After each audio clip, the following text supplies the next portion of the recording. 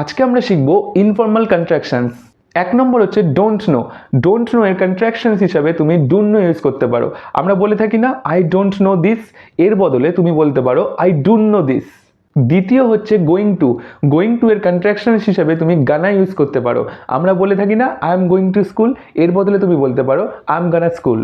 তৃতীয় নম্বর হলো have to. Have to এর কন্ট্রাকশনস হিসাবে তুমি বলতে পারো হ্যাভটা। আমরা বলে থাকি না I have to do this, এর বদলে তুমি বলতে পারো আই হ্যাভটা ডু দিস। 4 নম্বর হলো ওয়ান্ট টু। ওয়ান্ট টু এর বদলে তুমি ইউজ করতে পারো ওয়ানা।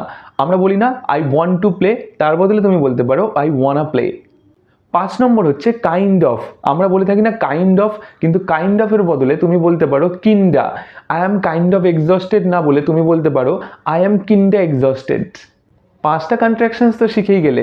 এবার ভিডিও ভালো লাগলে লাইক শেয়ার করে দিও, আর চ্যানেল ভালো লাগলে সাবস্ক্রাইব করতে ভুলো না। দেখা হচ্ছে পরের ভিডিওতে। টাটা।